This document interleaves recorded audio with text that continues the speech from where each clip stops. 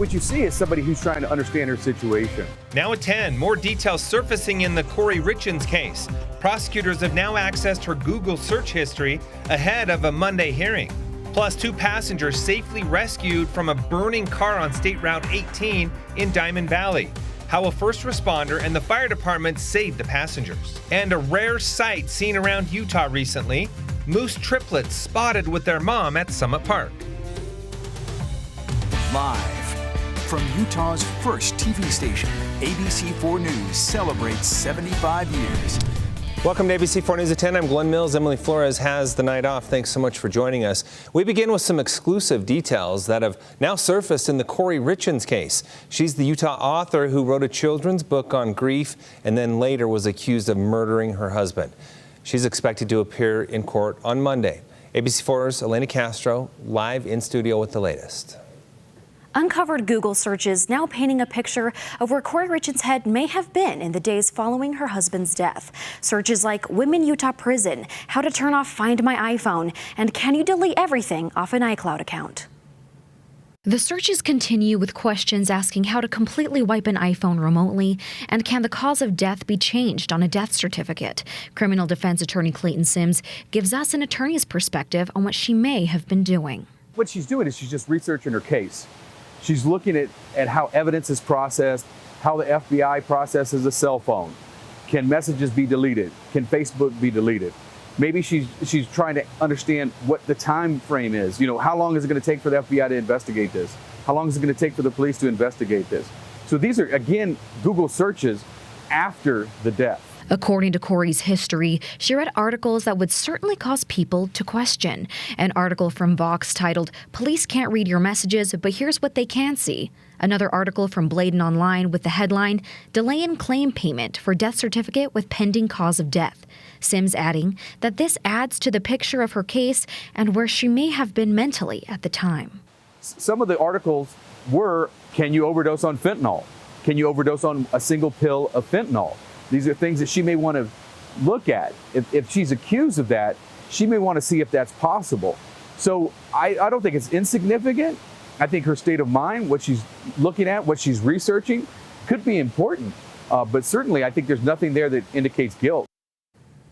Kouri's hearing is this Monday, where they will discuss whether she's a flight risk or a danger to the community. Glenn, back to you. Lena, thank you. After nearly 8 years, a man charged with murdering 2 people in Magna is now convicted. Brandon Warren is convicted for murdering Stephen Chambers and Shelley Brown. This happening in August of 2015. Warren found guilty by a jury on 2 counts of murder and 4 counts of felony discharge of a firearm, all first-degree felonies. Now, according to court documents, Warren was deemed mentally incompetent to stand trial on unrelated charges until October 2018. Trial dates were set 4 times since then, but were all canceled before they began. A 9-day trial finally beginning in May 2023, and the jury convicting Warren today. 2 people rescued from this burning vehicle that rolled and caught fire on SR 18 in Diamond Valley. Authorities first notified by one of the victim's Apple Watches. A passerby also reporting that the vehicle was on fire and there were 2 people trapped inside. That passerby, the Washington County Sheriff's Office, and the Dameron Fire Department, all helping the passengers exit the vehicle. Both patients were taken to St. George Regional Hospital in critical condition. The cause of that accident remains under investigation. Time now for a first look at the forecast with Chief Meteorologist Alana Brophy. What can we expect going into the weekend? A Friday with isolated storms. That's what we were dealing with. This is what it looked like this evening as those storms were moving through Cache Valley. Just a cool shot from Utah State University. That thunderstorm threat was for the Wasatch Front, the West Desert, and in eastern Utah. But we saw most of that activity west of I-15 with the general thunderstorm threat.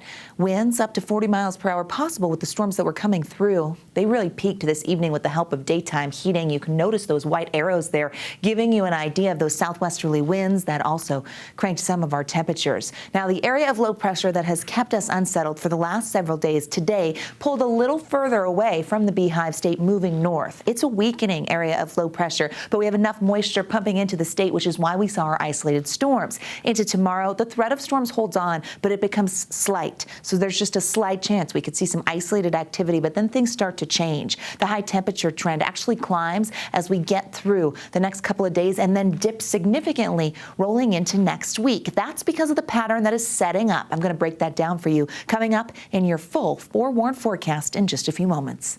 Thanks, Alana. Salt Lake City may have a replacement for departing councilwoman Amy Fowler before her DUI case is resolved in court. A Springville judge agreeing to bump Thursday's scheduled court date to July 20th. Council members intending to fill Fowler's seat by the 18th of July. Fowler last week telling ABC4 News that she will resign from her position on July 3rd as the city wraps up its fiscal 2024 budget next Tuesday. She was charged with driving under the influence last month. She was pulled over allegedly in Springville, where a state trooper reported the blood alcohol level was twice the legal limit. City council members accepting applications from June 26th through July 10th. Interviews will be held on July 13th, and they could pick that replacement by July 18th. A 22-year-old Utah diver was found dead off of a coast in Florida. According to the Martin County Sheriff's Office, Max Robertson was visiting Florida and went diving with a group of friends this morning. Authorities say he dove into the water with a spear gun but never resurfaced. Authorities began searching for Robertson after his friends called in for help. His body reportedly located by the county's dive team 2.5 miles offshore and 50 feet down. That incident currently under investigation. They have yet to determine the cause of death. We're hearing tonight from a Lehigh teenager who was stripped of her Miss Lehigh teen crown just days after winning.